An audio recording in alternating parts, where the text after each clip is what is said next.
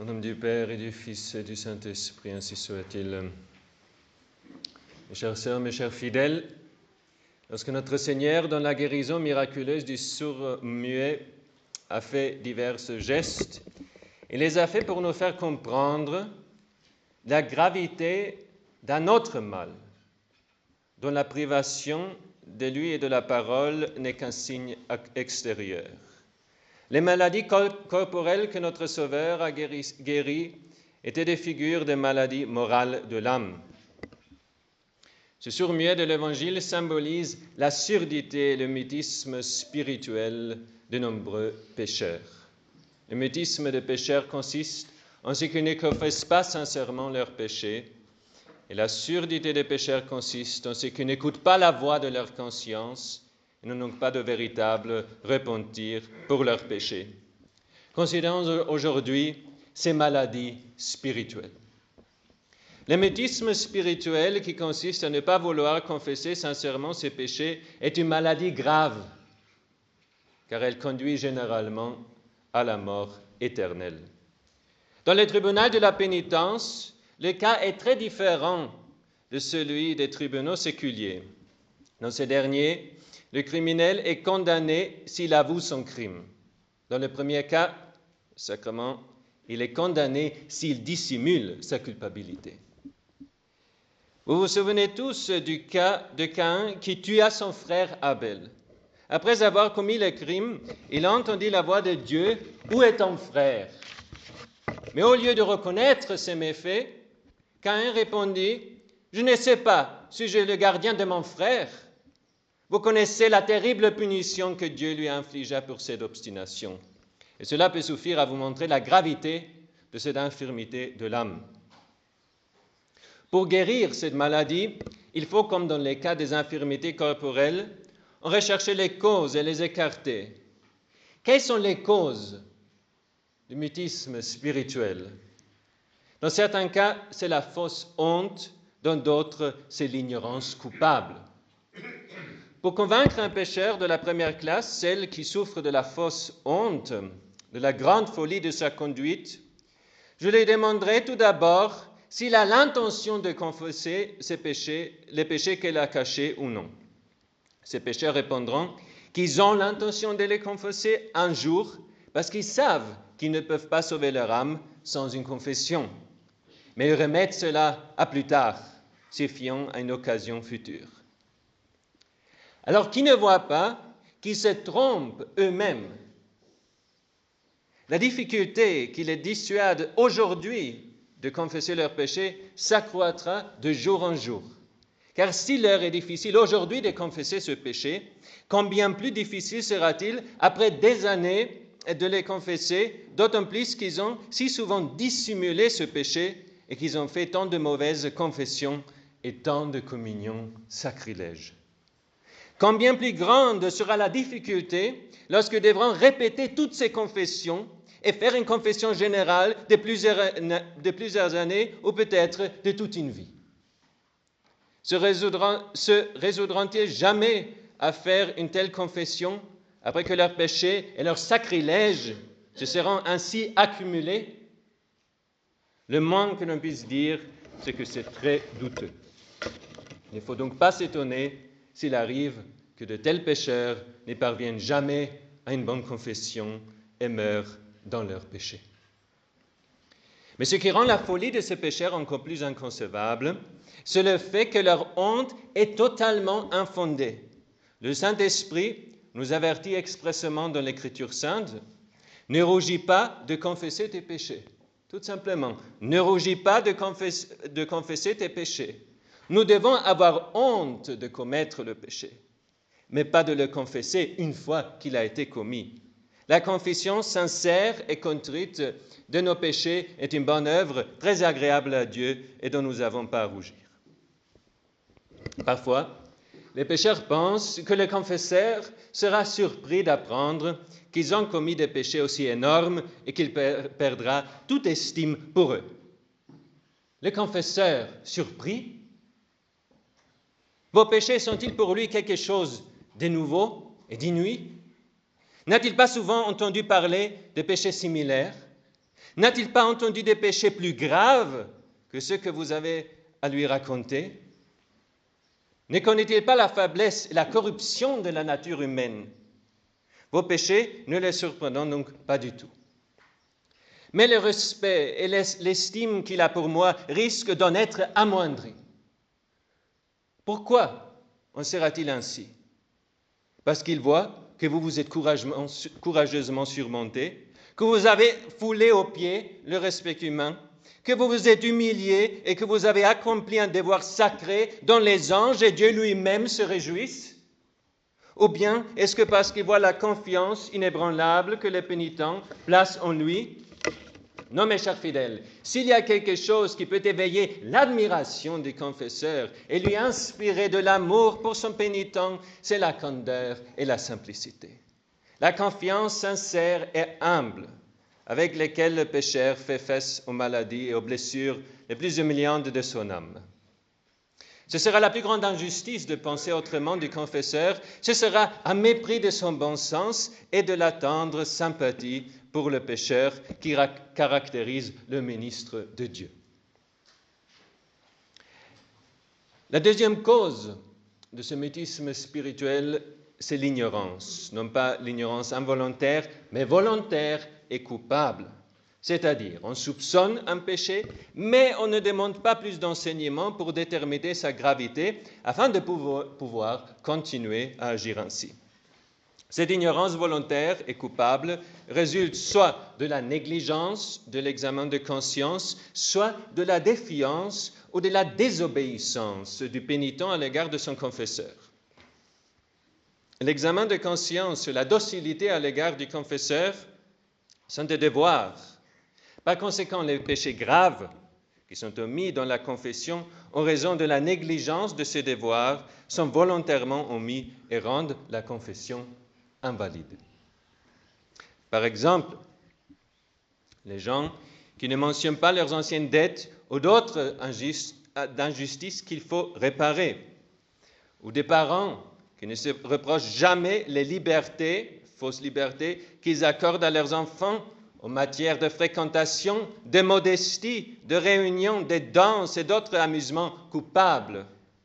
Cela ne vient-il pas de ceux qui ignorent ou méconnaissent les avertissements de ceux qui sont les représentants de Dieu à leur égard? Telles sont donc les causes de ce mutisme spirituel pernicieux, la fausse honte et l'ignorance coupable du péché. Gardez-vous de cette source de misère temporelle et éternelle. Mais si l'on est qui soit déjà frappé de ce mutisme spirituel, que leur langue se délie au contact de la grâce divine que Jésus-Christ, le médecin de leurs âmes, leur prodigue, qu'ils viennent confesser leurs péchés, et comme les sourds-muets de l'Évangile, ils reviendront en se réjouissant et en louant Dieu pour les merveilles qu'il leur aura faites. Passons maintenant à la deuxième maladie, la surdité spirituelle. La surdité spirituelle, qui consiste à ignorer la voix de la conscience et à ne pas regretter ses péchés, est également une maladie très grave de l'âme, car elle rend aussi la confession invalide et expose ainsi l'âme au danger de la mort éternelle. Le principal obstacle à la guérison des personnes atteintes de cette maladie est le fait qu'ils ne se rendent pas compte du danger de leur état. Passons brièvement en revue les différentes catégories de personnes qui souffrent de cette surdité spirituelle. Tout chacun peut facilement juger par lui-même de sa situation à cet égard. La première classe est celle de ceux qui, au tribunal de la pénitence, au lieu de s'accuser et de reconnaître leurs fautes, cherchent à s'excuser et à rejeter toute la responsabilité sur les autres. J'ai fait ceci, mais seulement parce que l'autre m'a poussé. Un employé s'accuse d'avoir volé, mais ajoute qu'il reçoit un salaire trop faible. Une personne confesse les péchés commis contre la sainte vertu, mais rejette toute la responsabilité sur l'autre partie après s'être volontairement exposée à l'occasion du péché et à toutes leurs conséquences. Qu'en est-il de la contrition de ces pénitents? N'est-il pas pour le moins extrêmement douteux qu'ils aient vraiment regretté leur péché? N'agissent-ils pas comme nos premiers parents qui, au lieu de se rendre compte de la gravité de leur péché, ont cherché à s'excuser en rejetant la faute sur l'autre. L'homme dit que c'était la femme dit que c'était le serpent. Même chose depuis la création du monde. La deuxième catégorie est celle de ceux qui se repentent de leurs péchés pour des motifs purement temporels. Ils sont sourds à la voix de la conscience et qui nous enseigne à abhorrer et à condamner le péché pour des motifs plus élevés, ceux que notre sainte foi nous propose. Ainsi, quelqu'un regrette le vol qu'il a commis, mais seulement par crainte d'être découvert et puni. Quelqu'un se repent des péchés, de ses péchés, sans autre motif que la perte temporelle qu'il a subie, qu'il s'agisse de santé, de fortune, d'honneur ou de bonheur. Mais comme une simple douleur naturelle pour le péché n'est pas suffisante pour recevoir dignement le sacrement de pénitence, une telle confession sera invalide. On parle bien d'un regret pour un motif purement naturel, un motif qui exclut tout surnaturel. Alors, une petite aide pour que votre contrition soit surnaturelle, mais cette méthode aide aussi à avoir en général une contrition plus grande. Se confesser, c'est comme creuser un trou. On creuse plus profondément par une plus grande contrition pour être rempli de l'eau de la grâce. Par plus de contrition, on reçoit plus de grâce. Alors, tout d'abord, imaginez l'enfer. Représentez-vous la place que vous croyez avoir mérité au milieu des flammes dans la compagnie des démons des damnés. Remerciez Dieu qui ne vous a pas précipité en enfer et demandez-lui de vous préserver en état de grâce. Après, imaginez le ciel. Il faut gémir d'avoir fermé l'entrée par ses propres péchés.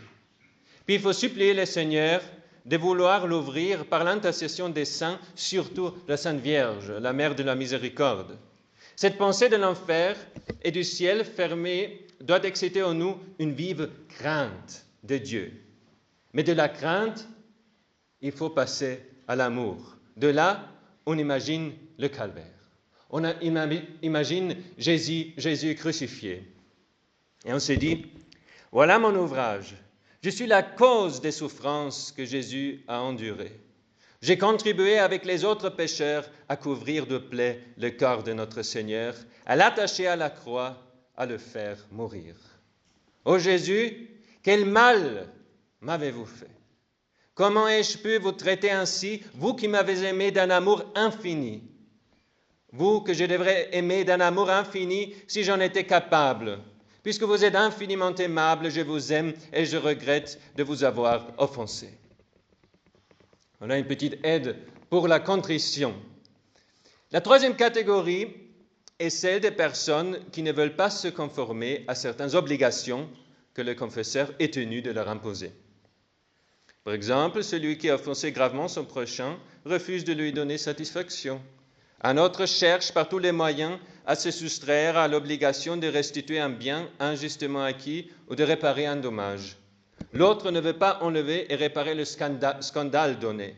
Un autre n'abandonne pas l'occasion prochaine du péché.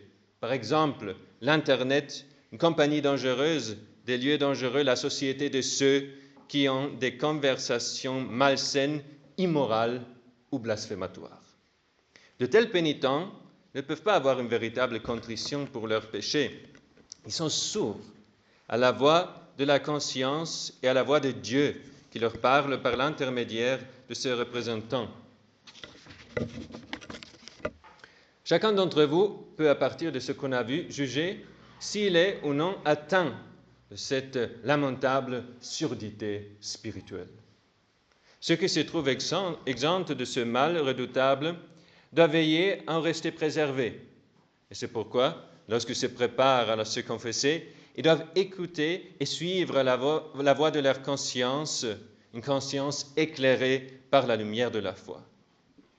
Mais ceux qui ont découvert qu'ils étaient atteints de cette maladie, si au lieu d'accuser, ils ont essayé de s'excuser, ou qu'ils ont regretté leur péché uniquement pour des motifs naturels, ou qu'ils ont refusé de se conformer aux obligations imposées par leur confesseur, ces personnes devraient avant tout remercier Dieu de tout leur cœur de leur avoir fait la grâce de connaître le triste état de leur âme, mais cela ne suffit pas.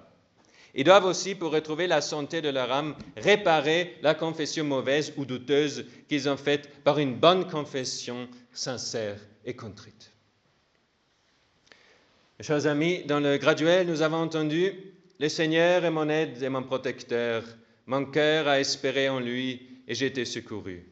Et ma chair a refleuri, aussi le louerai-je de tout mon cœur. » Oui, une sincère confession renouvelle l'homme.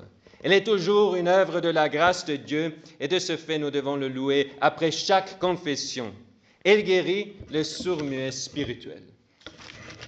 Tournons-nous vers notre Seigneur réellement présent dans le Saint-Sacrement et disons avec l'Évangile, il a bien fait toutes choses.